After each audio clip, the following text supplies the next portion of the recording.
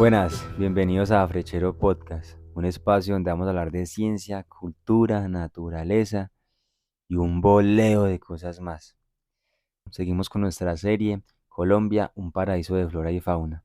Y en este tercer episodio vamos a finalizar nuestro viaje por la región de los Andes. Así que no siendo más, póngale pues cuidado. Como hemos visto, cuando llegamos a las montañas andinas aumentan los elementos vegetales epífitos, tales como bromelias, orquídeas y helechos. Sin embargo, esto también ocurre con muchos componentes y sobre todo el componente de la fauna. Resulta que los Andes tropicales constituyen una de las regiones más importantes del mundo en cuanto a diversidad y endemismo de mamíferos. Pille pues, los pequeños mamíferos como murciélagos y roedores son el grupo más diverso y constituyen más de la mitad del total de la diversidad de mamíferos en cualquier zona del mundo. Ustedes se preguntarán de qué sirve que tengamos una amplia diversidad de pequeños mamíferos y que estén representados en murciélagos y roedores. Son muy importantes porque estos animalitos influyen en la estructura y la dinámica de los ecosistemas. Y esto lo hacen a través de procesos naturales como la polinización, la dispersión, la depredación de semillas, la dispersión de micorrizas. Pequeños mamíferos también sirven de alimento para otros depredadores. En nuestra región existe un pequeño mamífero insectívoro que es semejante a un ratón, pero con el hocico largo y puntiagudo. Estas son las musarañas y forman parte del grupo de mamíferos más pequeños de América y a la vez, por su tamaño corporal, con el metabolismo más acelerado. Estas viven en ecosistemas andinos, altoandinos y paramunos de Colombia, ¿cierto? Y en el sentido más desarrollado es el tacto de los bigotes y el olfato, los que le resultan útiles en su búsqueda incesante de insectos. Porque pillen pues este dato. La necesidad de mantener esa temperatura al ser tan pequeños, tienen que comer 3 veces su peso, pero de pura proteína.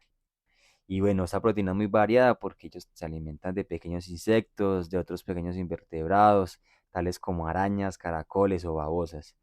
Y en el sentido más desarrollado, es el tacto de los bigotes y el olfato los que le resultan más útiles en su búsqueda incesante de insectos. Pues en proporciones humanas, imagínese lo siguiente, es como si usted tuviera que comerse más de 1000 hamburguesas diarias para poder compensar su dieta nutricional y energética. La mayoría de las musarañas son muy pequeñas, cercanas a los 5 centímetros y con colas diminutas de unos 2 centímetros. Y por lo tanto, estos mamíferos pertenecen a los más activos que existen. Y como les decía, estos animales se deben de alimentar constantemente. Si dejan de comer entre 3 o 4 horas se mueren y por lo tanto no paran de cazar ni de día ni de noche. Verdaderamente la vida de las musarañas es un agite incesante por la búsqueda de alimentos. Y no solo eso, estos pequeños mamíferos tienen para su defensa glándulas que expelen mal olor, lo que las hace poco apetecibles para otros depredadores mamíferos. Sin embargo, no se salvan, porque son el plato preferido de búhos y lechuzas, que tienen pobre olfato comparado con su aguda vista y oído. Algunas especies de musaraña tienen saliva venenosa, como les digo, tienen un buen sistema de defensa. Y para quienes las confunden a primera vista con un ratón, lo primero que tienen que observar es que ellos tienen una ausencia de los pabellones auditivos, más no del oído. Eso es lo que las diferencia. Y la nariz puntiaguda. A pesar de su parecido con los ratones, es sorprendente porque su parentesco es muy lejano. Bueno, en realidad estas musarañas son muy difíciles de ver, son demasiado difíciles de encontrar, pero constantemente están allí en nuestros bosques. Otro mamífero que sí se suele ver mucho y es la ardilla andina. Esta habita de bosques húmedos y fincas en todos los climas que tengan un buen arbolado y uno la puede encontrar hasta los 3400 metros. Por lo general se observan solitarias, pero cuando están en época de celo uno suele ver a varios machos detrás de una hembra. Las hembras suelen tener varias crías, son diurnas y se alimentan de frutos y almendras. Y cuando se sienten amenazadas, lo que hacen es que empiezan a castañear los dientes. Las ardillas Habitan desde Costa Rica hasta Ecuador y de ahí su nombre. Resulta que este nombre de la Nueva Granada alude a su nombre científico. Su nombre científico es Sirius granatensis y este granatensis hace alusión a la Nueva Granada. Hay otro mamífero mucho más grande y que representa, bueno, que tiene un simbolismo muy importante para muchas tribus indígenas y es el venado sagrado, Odocoelus virginianus goudoti. No se me asusten con estos nombres científicos, son muy importantes para que el relato fluya con mucha más precisión y para que, bueno, el que esté más interesado en profundizar acerca de algún mamífero o de alguna información que se relate aquí en este podcast, qué belleza, hombre, de eso se trata, de compartir el conocimiento. Y otra cosa muy importante por la que les digo el nombre científico es que el tercer vocablo del nombre científico la distingue como una subespecie propia de la cordillera oriental. Y esa se caracteriza porque tiene un pelaje, un pelambre de color cana o gris y sobre todo porque los ejemplares son en la mayoría más viejos. Es un animal veloz y puede correr hasta cerca de los 60 kilómetros por hora. Eso no lo agarra nadie, papá. Cabe resaltar de esos animales, de su origen, es que en realidad los ciervos son de origen nórdico. Resulta que hace 5 millones de años, cuando se terminó de formar el istmo de Centroamérica, o sea, hace nadita, cuando nos ponemos a ver, esto funcionó como tránsito entre los dos continentes, el americano con el suramericano. Entonces los ciervos, junto con algunas especies como el roble, el aliso, pasaron y se diferenciaron en varias especies. Otra belleza de mamífero que produce mucha ternura y lo conocen como el venadito de páramo. Es bien pequeñito, le llaman pudú, venado conejo, entre otros. Y su nombre científico es Pudú mephistophiles. Es un mamífero muy pequeño y si ustedes lo googlean por ahí van a ver que parece un peluchito. Es verdaderamente tierno ese animalito. Ahora hablemos del mundo de los pequeños carnívoros. Y los carnívoros de diferentes familias también han encontrado en los nichos arbóreos gran parte de su rutina diaria, como ocurre con tigrillos y ocelotes. Y más singular, el hecho de encontrar la presencia frecuente de cánidos como el zorro. La comadreja, inteligente y oportunista. Nombre científico, Neogale frenata. Estos mamíferos son capaces de trepar árboles y también son buenos nadadores. Tienen una capacidad que utilizan para movilizarse fácilmente cuando habitan en terrenos pantanosos o en ciénagas. Tienen una tasa alta de metabolismo y requieren comer cerca del 40% de su peso corporal en un día. Tienen una actividad muy parecida a las musarañas. También tienen, o sea, están en un agite, como decimos acá en Colombia. Y como la mayoría de las comadrejas comen principalmente ratones, conejos y ardillas. Son más activas en la noche, pero algunas veces se han visto durante el día. Es típicamente andina y se distribuye por las tres cordilleras y sus valles interiores hasta los 3.600 metros la han encontrado. Es frecuente cerca del hábitat humano, incluso en los cercos vivos donde acecha sobre todas las ratas, que es su mayor especialidad, cumpliendo así con un invaluable valor. Pese a ello, la persiguen, ya que tiene una debilidad por los huevos y las aves de corral.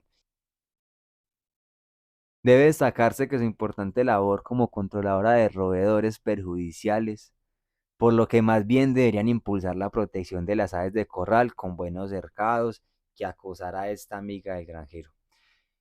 Si nos ponemos a ver en detalle, esta comadreja está cumpliendo un rol de cuidado a este granjero o a este campesino. Lo que tiene que hacer el campesino es montar un buen cercado para que no le cole ahí la comadreja.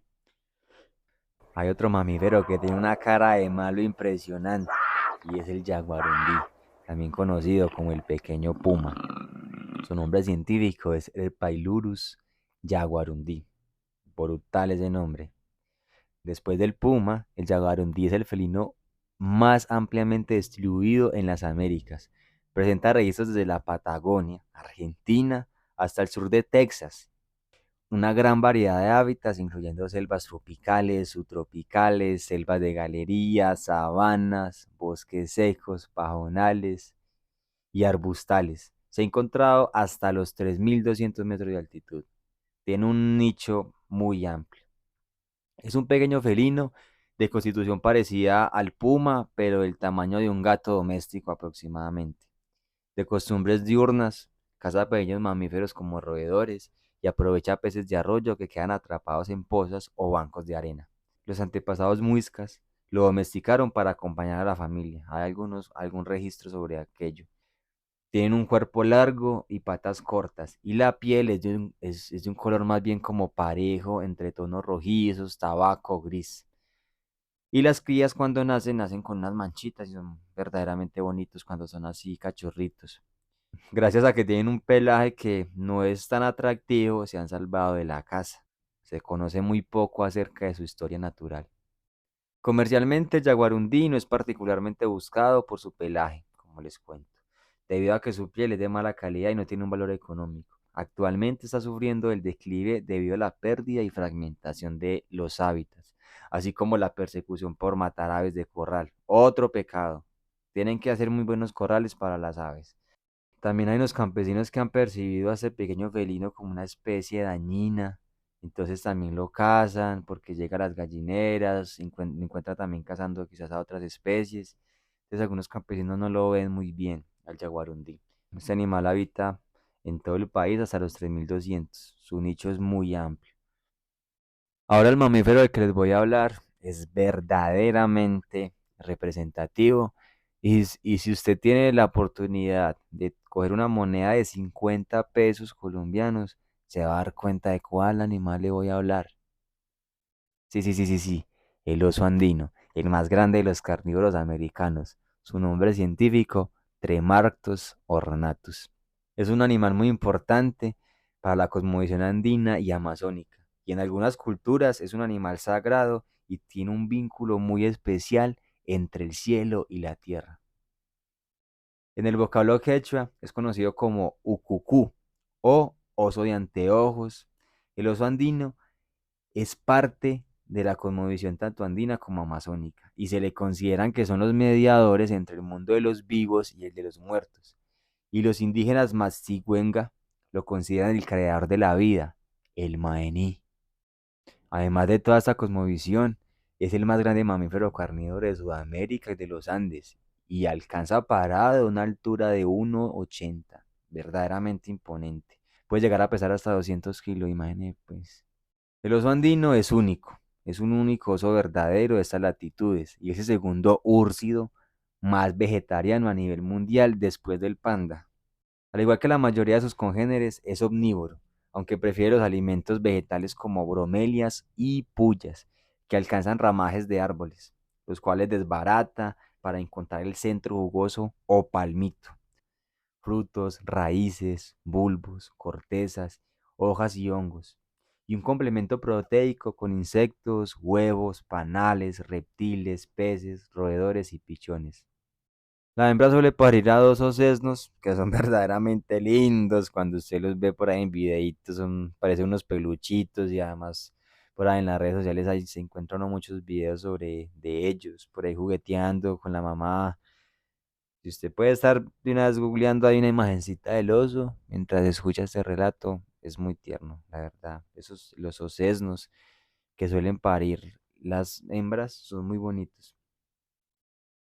Hay una característica muy notable y es que les gusta confeccionar plataformas para dormir hasta 15 metros de altura en los ramajes de grandes árboles. Sus pies son plantígrados y le permiten sostenerse largo tiempo pues, de una manera erguida, ya sea para otear al horizonte. Otear al horizonte es visualizar al horizonte, básicamente, o si lo requieren para parecer más grandes con la intención de intimidar o proteger su territorio.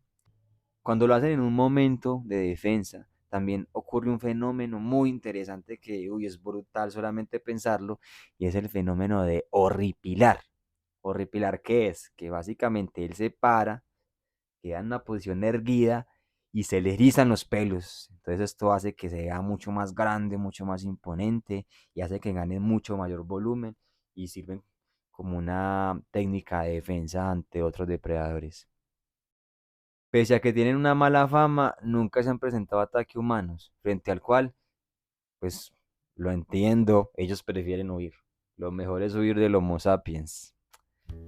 Para los nativos Uwa, habitantes ancestrales de la cordillera oriental y hermanos lingüísticos de la familia Macrochipcha, Manova, el oso, fue el resultado de un primer intento divino en crear al hombre, de modo que lo consideran un hermano mayor, y como tal le brindan a la especie su debido respeto.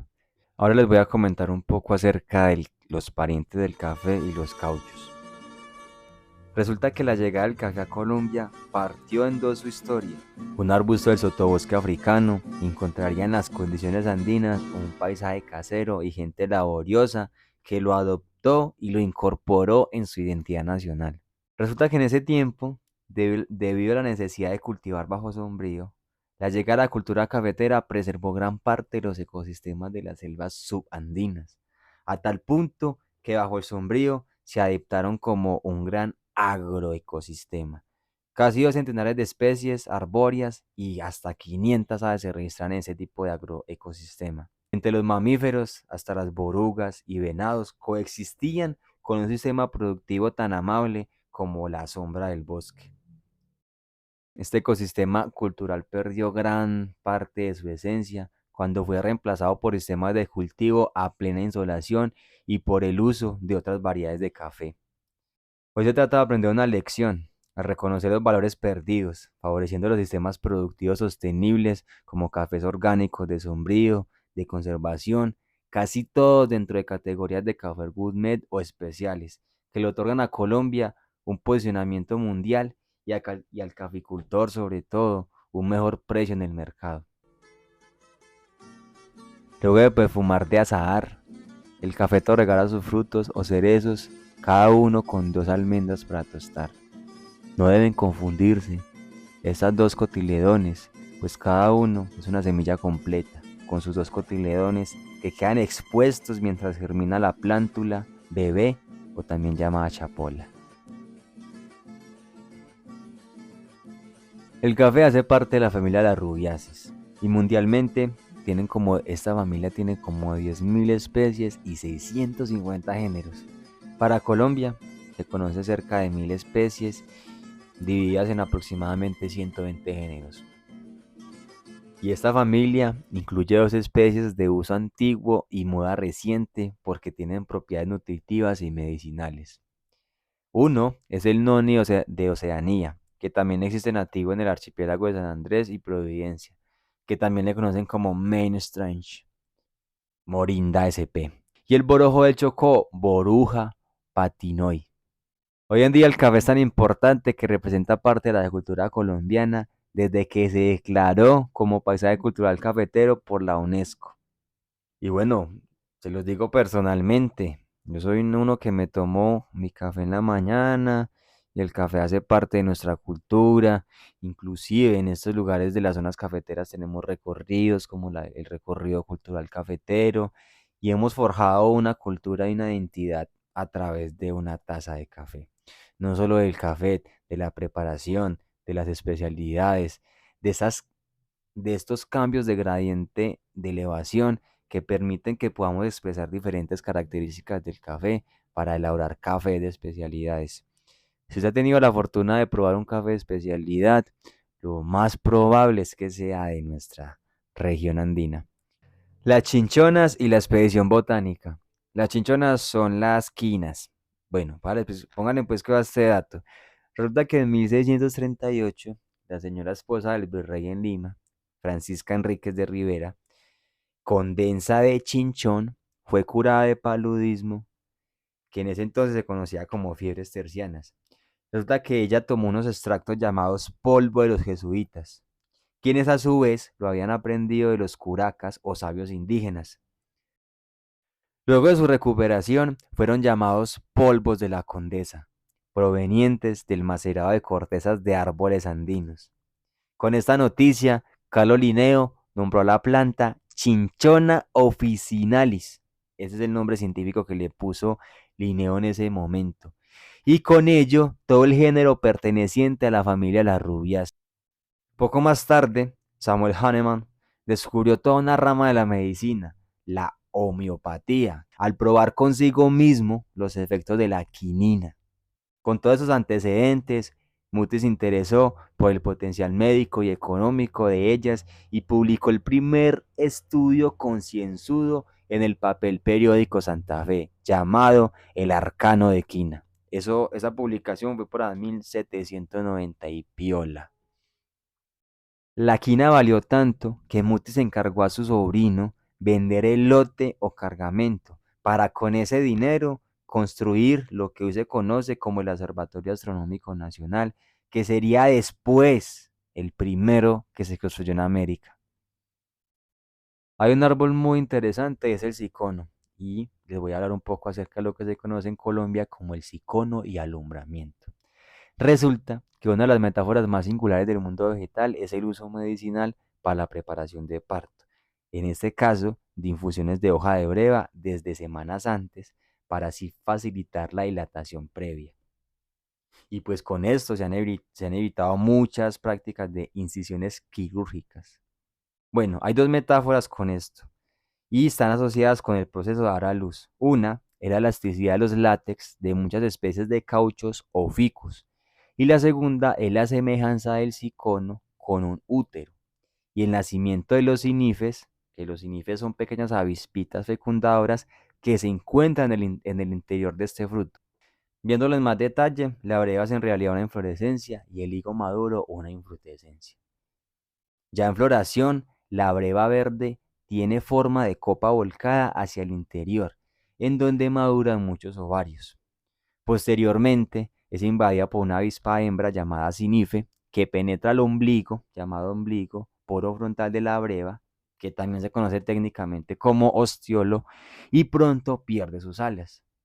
Con sus movimientos, lleva polen de las flores machos de cerca de la apertura hasta las flores hembras y hermafroditas al centro y atrás.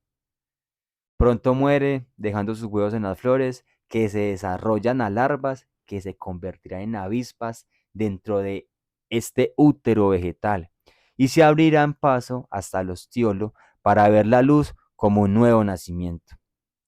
Las flores fecundadas, pero no destinadas a la puesta de huevos, son las que se maduran la breva hasta convertirlas en un morado y lustroso higo. Para entonces, los insectos ya han abandonado su sala cuna. Esto explica que algunas brevas producen higos y otras solo brevas verdes, porque carecen del insecto fecundante. La especie que fecunda las brevas es una avispita de la familia Agonidae llamada Blastofaga senes. Bueno, y también con esto se ha creado un dicho, y es que todo cicono tiene su sinife. Y a ver, ustedes dirán, ¿cómo así? ¿Qué es eso? Es decir, que cada especie del género Ficus tiene una correspondiente especie de avispa simbionte. Los higos o brevas van desde unos pocos milímetros hasta algunos iconos de un tamaño comparable a naranjas, que es de Cundinamarca y actualmente se encuentra muy amenazada de extinción.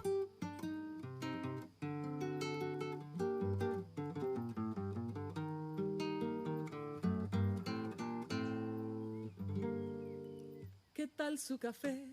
¿Cómo estuvo su agua y panela?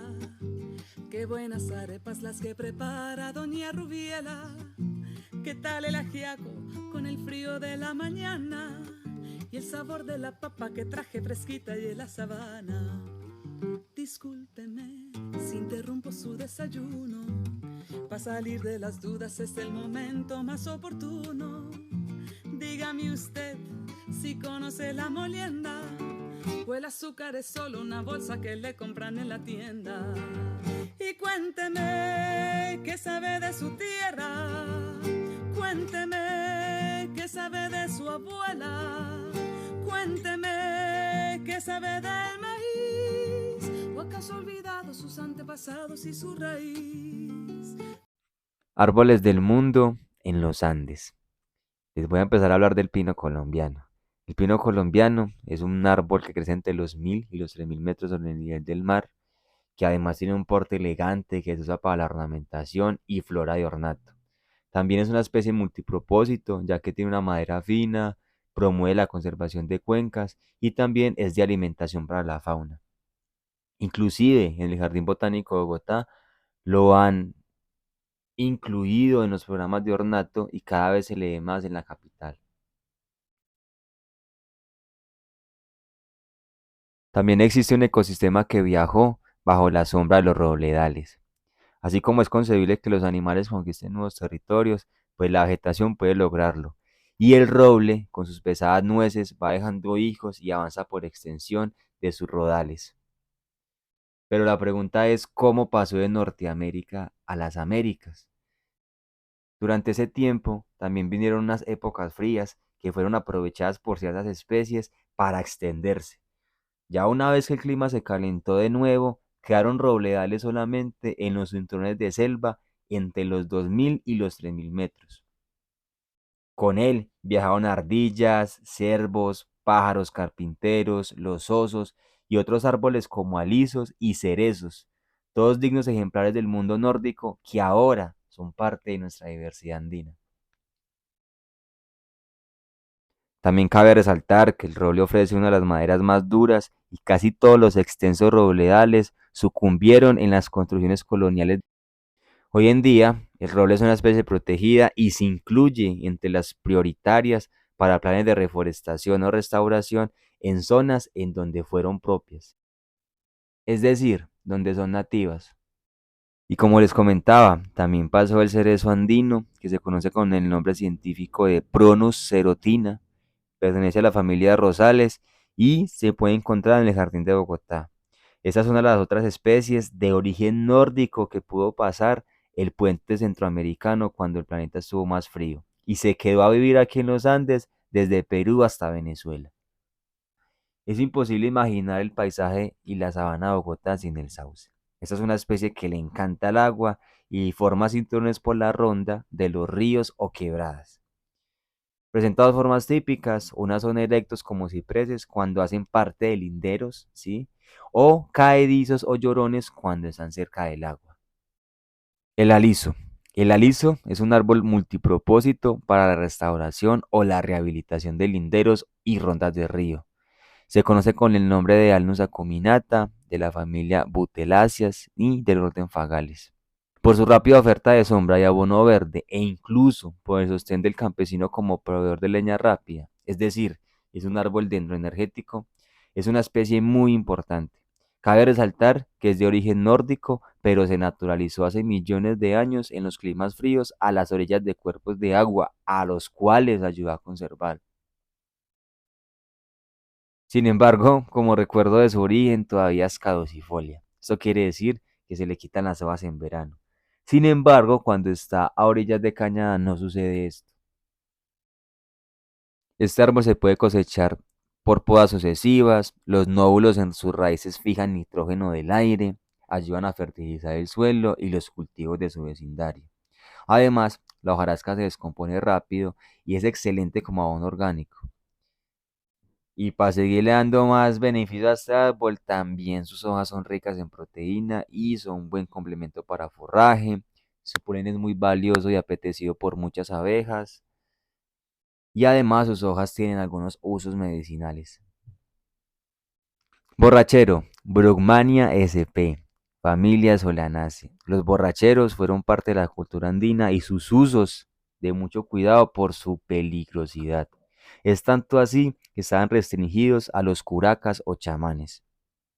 De hecho, su nombre deriva de que tan solo dormir o descansar bajo su sombra ya puede inducir un estado de somnolencia, borrachera o dolor de cabeza. Unas pocas semillas pueden constituirse en una dosis fatal, porque en esta semilla está la presencia de un componente conocido como la escopolamina, que mal usado, por lo general y tristemente, por fines delictivos, se crea algo que se conoce en Colombia como la burundanga. En Colombia, varias personas con fines delictivos tienden a usar esta burundanga o escopolamina para poder robar a su víctima en lo más conocido como el paseo millonario. El acero vegetal, la guadua, Bambusa guadua. La guadua es nuestro acero vegetal. Es el pasto más grande del mundo y puede alcanzar hasta 40 metros. Sus cañones parecen diseñados por la más alta ingeniería. fibras muy resistentes a la tracción, inmersas en una matriz, como cuando los humanos hacemos hormigón con varillas por dentro, pero en el caso de las guaduas, los cilindros son huecos, ya que la máxima tracción ocurre por la parte externa. Y para impedir el colapso del tubo, como cuando doblamos un pitillo al tomar el jugo, existen tabiques a distancias adecuadas, de manera que la ingeniería de la naturaleza no pudo hacer algo a la vez más resistente y liviano. Solamente hasta las últimas décadas, promovido sobre todo por el arquitecto Simón Vélez, la guada fue rescatada como elemento constructivo y de identidad nacional. Hoy este modelo se exporta al mundo. Y cuando uno viaja en el eje cafetero o en estas fincas, hay muchas construcciones y muchas fincas y muchas estructuras que están diseñadas a partir de la guadua.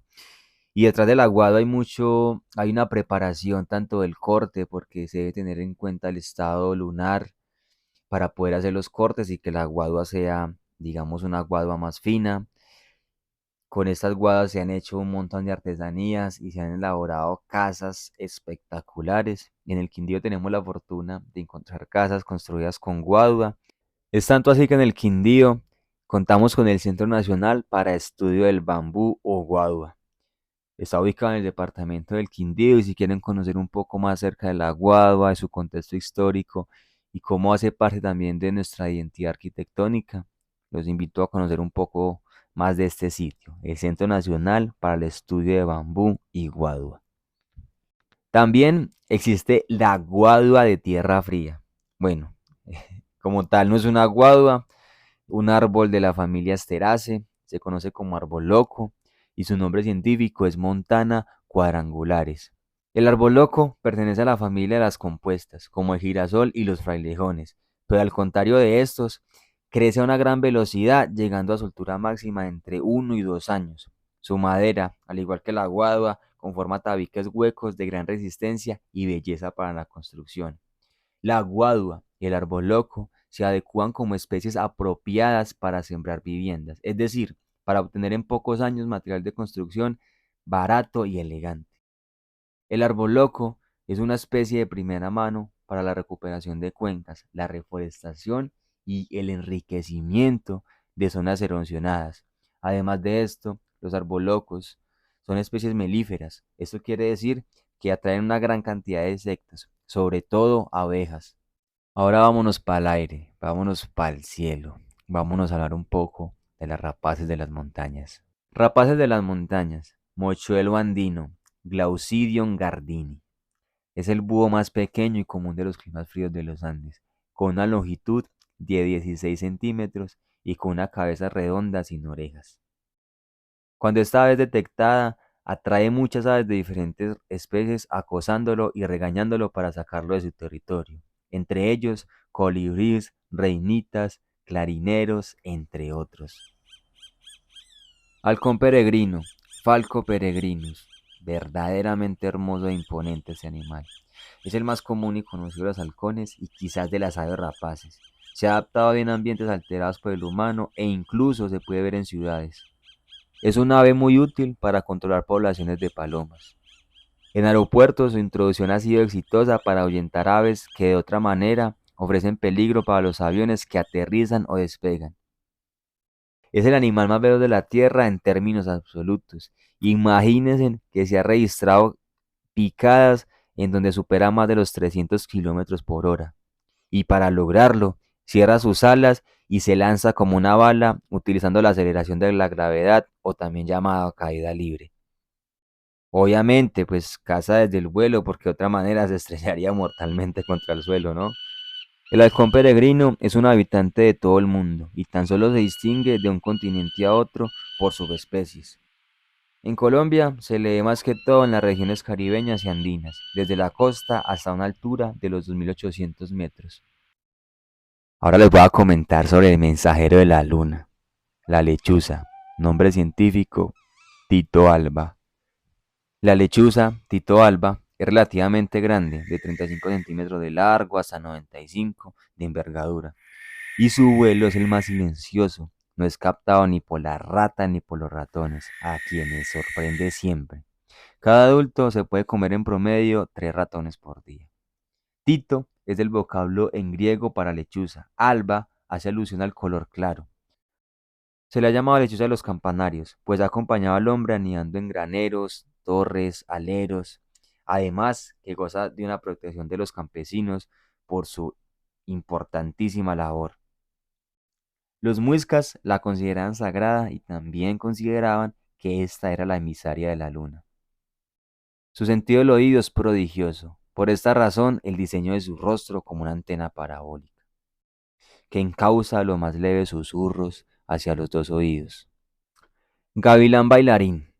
Nombre científico, Elanus leucurus.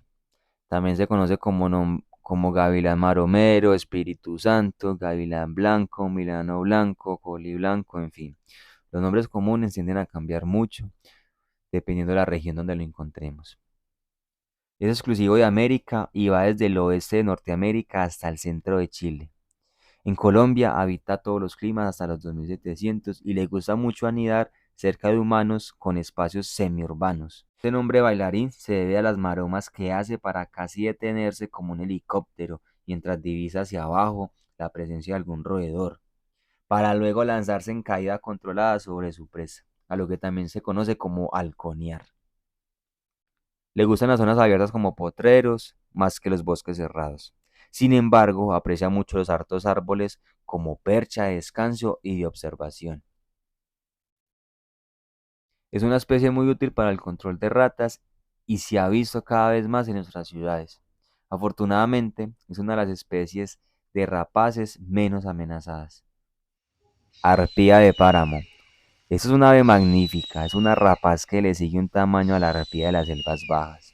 Es una ave grande que puede llegar hasta los 79 centímetros de largo y al metro y medio de envergadura. Es una ave realmente imponente.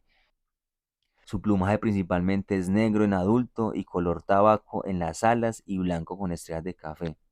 Es realmente una águila arpía, pero especializada en los bosques húmedos andinos y subandinos.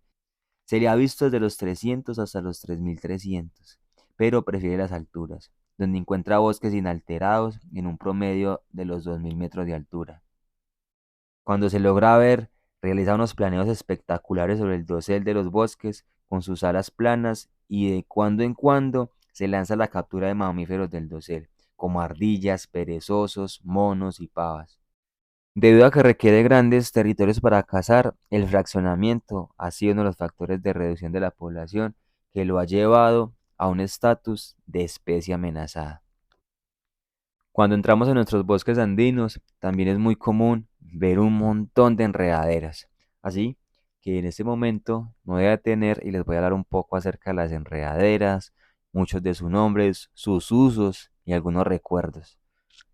Como les decía, en las selvas subandinas y las selvas andinas abundan los bejucos. Esta tipología vegetal proviene de muchas especies. Casi no hay familia botánica que no haya explorado la ventaja de colgarse, trepar y asomarse a la luz.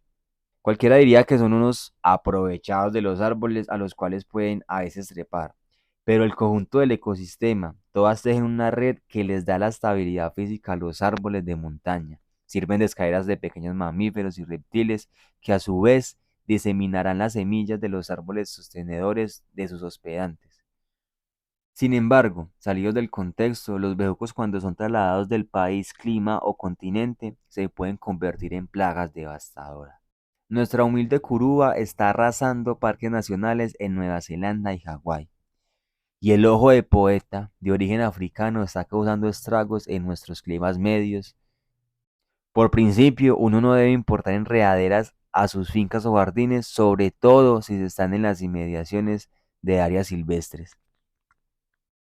Muticias. Nombre científico, Mutissia clematis. Mutis se emocionó mucho al descubrir en el trópico una planta excepcional dentro de la familia de las compuestas. Esta familia, que incluye las margaritas, los dientes de león, no tiene ninguna enredadera en Europa, de donde venía don José Celestino. Realmente era una rareza, una asteracea trepadora con todo y zarcillos. Una de las ilustraciones más reconocidas del sabio lo representaba en el estudio de su planta, por lo cual el propio Linneo, padre de la nomenclatura, se dedicó al género hoy emblema del Jardín de Bogotá. Realmente era una rareza, una asterácea trepadora con todo y zarcillos. Por esto, una de las ilustraciones más reconocidas del sabio lo representa estudiando su planta, por lo cual el propio Linneo, padre de la nomenclatura, le dedicó el género hoy emblema del Jardín Botánico de Bogotá. Por supuesto que después se descubrirían más géneros de asteráceas, enredaderas y hasta de orquídeas y palmas de bejuco. Tipología vegetal no tan rara en el trópico porque en su momento despertó asombro. Con todo, es una planta admirable, puede ser una curuba, la imita a la perfección para gozar un poco del privilegiado servicio de los colibríes. Curubas, las pasifloráceas. Las flores son grandes, de gran atractivo, sobre todo por sus aparatos reproductivos vistosos, el conjunto de estambres rodeando una tripleta formada por un aparato femenino de 3 estigmas que conducen al ovario, que pueden estar al final de un largo tubo, como en las curubas. Esos elementos le recordaron a los misioneros cristianos los episodios de la pasión. Por esta razón, se le conoce como las flores de la pasión, las pasifloras, nombre con el que Linneo acuñó al género. Además, las pasifloras son ricas en un alcaloide suave llamado pasiflorina, que puede ayudar a conciliar el sueño, relajar y colabora en un descanso verdadero sin generar ningún tipo de adicción. Aves de los humedales altoandinos. Hablemos ahora del pato colorado, Oxiura jamaicensis. Es un pato pequeño, alrededor de 43 centímetros. Es una ave migratoria que anida en el centro y sureste de Norteamérica y se le ve durante los meses de invierno nórdico en Colombia en humedales tanto naturales como artificiales. Tingua de Bogotá, Rallus semiplumbeus. Las ráyidas son aves acuáticas, parecidas a garcitas pequeñas, pero adaptadas para caminar sobre la vegetación, para lo cual tienen largos dedos y tuenes cuerpos. Se agrupan al lado de aves grandes como grullas. La tingua de Bogotá es la más restringida de las tinguas o roscones, y por tanto muy vulnerable. Por su cuerpo mimético, a menudo lo primero que uno ve es una mancha roja moviéndose, y es su vistoso pico. Tingua azul, Popriula martinica. Es una tingua muy vistosa por sus hermosos colores, entre los cuales predomina el azul. Es que es la menos acuática de todas y prefiere siempre caminar sobre la vegetación flotante del humedal, y para ello tiene unos dedos largos. Se desplaza de noche entre humedales y por el fraccionamiento y el grado de aislamiento que se encuentran estos ecosistemas de sabana. Es frecuente que caiga cansada en patios, azoteas o calles de la ciudad. Y si no llega pronto a un humedal, mueren con facilidad. Migran de Norteamérica y Suramérica y se les ve desde el sureste de Estados Unidos hasta el norte de Chile. También esta tingua azul es llamada por algunos como la ave de los 7 colores. Cuando se tiene suerte de hallarla, se debe ser liberada a un humedal cercano para que continúe sus largos viajes entre Estados Unidos y Colombia. Zambullidor piquipinto, Podilumbus podiceps. Es una ave acuática de ríos y lagos de agua dulce. Algunas pocas se observan en el mar o muy lejos de la costa. Por lo general, de lejos, cuando se les ve nadando, se suelen confundir con patos, pero se pueden diferenciar porque en apariencia no tienen cola. El pico no es aplanado como en los patos, sino puntiagudo. Su distribución es casi global, pero muchas de sus especies se han hecho endémicas de un solo lago. Por ello son tan vulnerables. En Colombia se extinguió el zambullidor cabeceamarillo, Podices andinus, del lago de Tota y la laguna de Fuquene, por la cacería de los dos y por la introducción de la trucha en la primera. Tingua de pico rojo, Gallinula chloropus. Es una tingua muy adaptada que ha aprendido a vivir incluso en aguas contaminadas, con lo que, por su cola negra, ahora le dicen algunos samurito o chulo de pantano. Sin embargo, esto refleja el desconocimiento de una especie valiosa para los humedales. Gallareta moteada, Gallinula melanops. Es la más acuática de las tinguas y prefiere humedales que tengan buenos espejos de agua, aunque también, como toda tingua, suele caminar sobre la vegetación y refugiarse entre los juncales. La tingua de pico verde es una especie endémica de Bogotá, con lo que su nombre completo es Gallinula melanops var bogotensis. Ahora vamos a internarnos un poco más en el bosque andino y alto andino. Y les voy a hablar de unas aves muy representativas de esos ecosistemas. Empezaré con el cucarachero rufo. Nombre científico: Cinesirtia unirufa. Los cucaracheros son unas aves de unos hermosos cantos, que en ocasiones son interpretados en pareja o en grupo. Suelen ser constructores compulsivos y ambos sexos elaboran complejos nidos, algunos solos para despistar a los depredadores, mientras el verdadero nido permanece bien escondido. Solamente la hembra incuba y a veces deja la crianza a cargo del macho mientras se va con otro a iniciar una nueva incubación. Estas aves pertenecen a la familia Trogloditidae, y este nombre hace referencia a que son aves que no salen del bosque y no se dejan ver, y siempre andan en grupo. En realidad, cuando uno hace registro de cucaracheros es por canto, más no por observación en la mayoría de ocasiones cuando vamos a hacer nuestros avistamientos de aves. Tororoi pechilistado. Nombre científico: Gradaria ruficapida. Se oye pero no se ve. El tororoi, hormigueros, están siempre dentro del bosque, a alturas muy bajas, entre el ramaje o en el suelo, y son incesantes en su canto compuesto de tres notas muy armónicas, que los campesinos lo acomodan en tres sílabas, como el comprapan. Si uno les silba, siempre contestarán hasta el cansancio, a ver quién se tiende primero.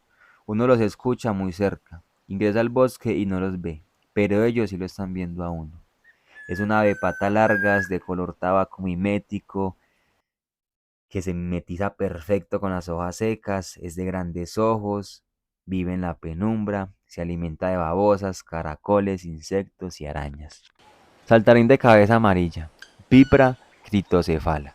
Son llamados saltarines y tienen una interesante relación de simbiosis con las melastomatáceas, como sembradoras y dispersoras de semillas. Los saltarines desarrollan sus bellos colores y galas porque poseen comportamientos de cortejo colectivo. Pasan la mayor parte del tiempo exhibiéndose en agrupaciones llamadas IEX y allí despliegan sus habilidades saltarinas y pintan de colores para deslumbrar las hembras, que una vez apareadas pasan a confeccionar el nido y a incubar y a crear los polluelos.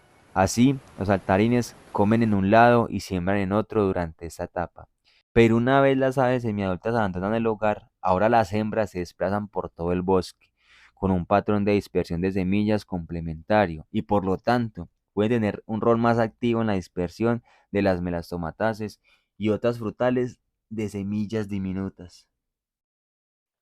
Pille, pues resulta que por allá en 1977 unos investigadores recogieron tierra de los sitios donde los machos se reúnen para pavonearse. Pavonearse es una actividad en la cual regurgitan y defecan la mayor parte de las semillas que han ingerido. Y ellos, los investigadores, lo que hicieron fue que compararon la germinación de las tierras en otras partes de diferentes distancias y observaron la diversidad de cosas que nacen, y los resultados fueron doble densidad y variedad de especies bajo los LECs, que es en estos lugares donde ellas hacen esas actividades de pavonearse. Como quien dice, los machitos no perdieron su tiempo mientras las hembras criaban, entre todo hacen bosque. Tucán andino, Aulorhynchus hematophygus. Es fácil de ver en bosques bien conservados secundarios.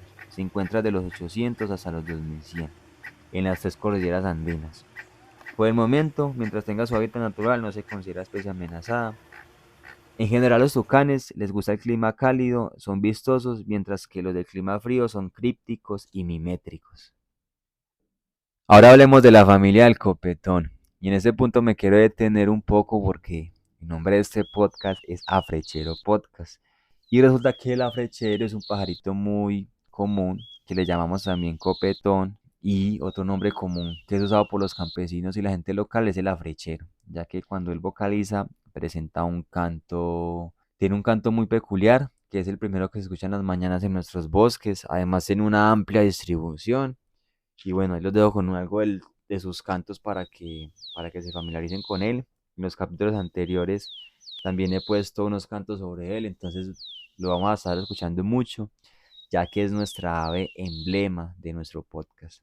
Recuerden que están escuchando a Frechero Podcast y la narración Felipe Arango. Sonotricha capensis, bien conocido como afrechero o copetón. Es quizás el ave más cerca del humano, sin perder su autonomía ni libertad. Es oportunista, es inteligente y logra adaptarse a los retos que le impone el cambio en las ciudades modernas. Es el ave más familiar del altiplano cundiboyacense. Sin embargo, esta especie va desde México hasta Argentina y Chile, y es común en climas fríos. Habita todo tipo de ambientes, desde bordes de bosques hasta prados y jardines. Y es tan adaptable al ser humano que si se le dispensa una matera colgante con helechos, lejos de acceso de gatos, mirlas o palomas, la pareja de copetones aceptará gustosa esta oportunidad de anidar cerca del humano donde se siente protegida. Gorrión de bosque, Bauremon torquatus. No sale del bosque, por lo cual es difícil de ver, pero si se siente descubierto y infla su pechera blanca a tal punto que pareciera una ave oscura pegada a un globo blanco. Se distribuye desde Costa Rica hasta Argentina y va desde los 2500 hasta los 3000, y es una ave típicamente andina. También está el gorrión montés, Atlapetes palidinucha. Se suele ver en grupos de 3 o 5 por entre los matorrales y es bastante confiado con el humano, acercándose a curiosear, pero no sale de sus matorrales, donde come insectos y frutillas silvestres.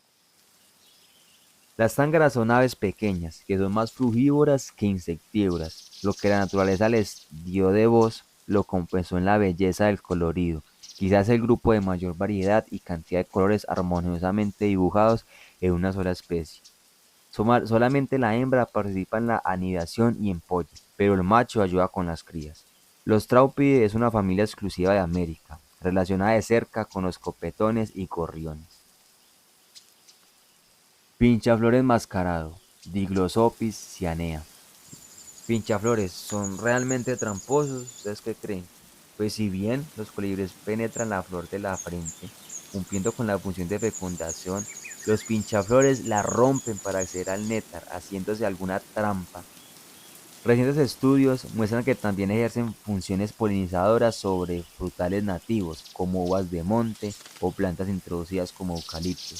Si bien es de admirar la habilidad con la que trampean las flores, no lo hacen con todas, accediendo a la fecundación para otras y forman parte del equilibrio de los ecosistemas de montaña, por lo cual es dudoso el calificativo de parásitas de la fecundación que le han dado algunos estudiosos. El pinchaflor enmascarado frecuenta espacios cercanos al hombre, y siempre cuando existen bosques nativos en el vecindario puede decirse entonces que es un ave de bordes y de bosques nativos del clima frío. Tángara de montaña pechinegra, Bautripis eximia. En los bosques de su páramo alrededor de la sabana de Bogotá, a veces forma parte de bandadas mixtas, a veces forrajea solitaria o en parejas, buscando insectos y frutillas altoandinas como uvas de monte. Clarinero, Anisognathus igniventris. Los clarineros son la única especie que combina rojo, negro y azul. Gustan de los bordes de bosque andino, por los cuales avanza en bandadas de 6 a 8, y también en bandadas mixtas con tángaras, reinitas, pinchaflores y mosqueteros, forrajeando su alimento de frutas e insectos. Estas bandadas le permiten desarrollar estrategias de cacería llamadas barrido, que favorecen a todas las especies y generar competencia, ya que cada una tiene diferentes hábitos y gustos, pero en cambio se cuidan mutuamente de posibles enemigos. Viven entre los 2400 y los 3500, es decir, es una especie totalmente andina y de climas fríos. Una familia de reyes y tiranos. La familia Tiranidae es la más abundante de aves exclusivamente americanas, que incluyen 400 especies con nombres como mosquiteros, irirís, cachuditos, fiofío, tiranuelos, doraditos, pibis, pitajos, entre otros. Todos tienen picos adaptados para la caza al vuelo de insectos. Sirirí, tiranos melancólicos. Esta es una de las especies que ha dado su nombre al género tiranos. Suelen posar en perchas con buena visibilidad y por ello les gustan mucho las cuerdas de la luz desde donde pueden dominar su territorio. Si pasa un potencial predadora como una mirla o una ave rapaz, la agobian con persecuciones y a veces hasta con golpes y contacto físico, hasta que sacan del territorio a la ave intrusa. Mientras tanto, se dedican a cazar insectos al vuelo con hábiles maniobras, regresando a la misma percha. De ahí que alguien se pone de cansón, le dicen, hombre, vos estás como Sirirí, vos hablas más que Sirirí. De ahí que alguien se pone cansón, le dicen, estás como un Sirirí, hombre. Atrapamoscas pechirrojo, Firocéfalos rubinos. Es entre los tiránidos el único que tiene un claro dimorfismo sexual. La hembra es mimética, es verdosa. En cambio, el macho ofrece uno de los más vivos contrastes entre el rojo y el negro. Como lo dice su nombre, cabeza de fuego, Phyrocephalus, y rubinos, que traduce simplemente rojo. Es un tiránido de climas templados que es muy común en jardines y parques de ciudades como Bucaramanga, Medellín, Cali y otras a la misma altura, entre los 1000 y los 2000. Mirla pateamarilla o mirla de los Andes. Turdus fuscater. Es una de las aves más comunes en los climas fríos y va desde los 2000 hasta los 3600. Se encuentra en Colombia, Venezuela y hasta Bolivia, pero siempre se ve más que todo en las cordilleras de los Andes. Es una ave grande, hasta de 30 centímetros. El macho es de color más oscuro y posee un aro anaranjado alrededor del ojo. La hembra carece del ojelote y es más parda. De bello canto que se inicia de primero, poco antes del amanecer, aún estando oscuro, y su concierto que puede durar de un cuarto a media hora. No se vuelve a escuchar durante el día, hasta la puesta del sol. Se alimenta de insectos, pequeños reptiles e incluso mamíferos como pequeños ratones, pichones o huevos de otras aves. Pero principalmente uno cuando va caminando en esos lugares de amortiguación del bosque altandino las sueles ver buscando principalmente lombrices en los senderos o en los lugares del camino. El cóndor y sus parientes. El cóndor pertenece con otros 6 carroñeros a la familia Catártide, vocablo que viene del griego que significa limpiar, de allí la palabra catarsis. Chulo o gallinazo, Corax atratus. Su género viene del latín corax, que significa cuervo, y gis chulo, algo así como chulo cuervo vestido de negro. Los chulos carecen de siringe, órgano productor de la voz. Su máxima expresión sonora se asemeja a un soplido. Forman parejas monógamas luego de un rito en el que el macho se forma alrededor de la hembra, que observa con atención cómo ellos realizan movimientos danzantes con sus cabezas. Una vez elegido el candidato, se confirma la unión con sorprendentes acrobacias realizadas solo por la feliz pareja. Los frustrados solterones observan, ya les llegará su turno. Cóndor andino, Vultur gryphus. Es el cóndor, el ave voladora más grande. Tiene una altura de 1.30 metros posado y 3.30 metros de envergadura. Pesan hasta 15 kilogramos. Forman parejas monogámicas y solo vuelven a conseguir pareja luego de enviudar. La puesta es de un solo huevo, que deben esperar la incubación más prolongada, 65 días. Desde la anidación hasta el joven condorcito aprende a volar. Le han de pasar 2 años, pero el joven no madurará sexualmente sino hasta los 8, tiempo durante el cual acompaña al grupo familiar en sus correrías, conociendo el territorio y perfeccionando el arte del vuelo. Estos factores hacen lenta la recuperación de la especie una vez diezmadas sus poblaciones. Vultur es la palabra latina para los sumuros o zapilotes, de los cuales es el cóndor, el hermano mayor. Viene del verbo vultur, desgarrar, por sus hábitos carroñeros.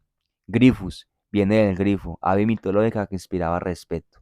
Las leyendas. Los muiscas hablan de unas aves negras, presumiblemente cóndores, que al abrir sus bocas regaron la luz por el mundo al momento de la creación. Para los incas creían que el cóndor ya viejo se dejaba caer de un alto risco para renacer de nuevo en otro nido, ya con más experiencia.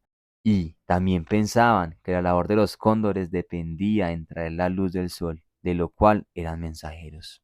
Una leyenda popular dice que si los gallinazos están intentando acceder a una carroña y llega el cóndor, ese se abrirá en círculo y los dejarán atacar primero.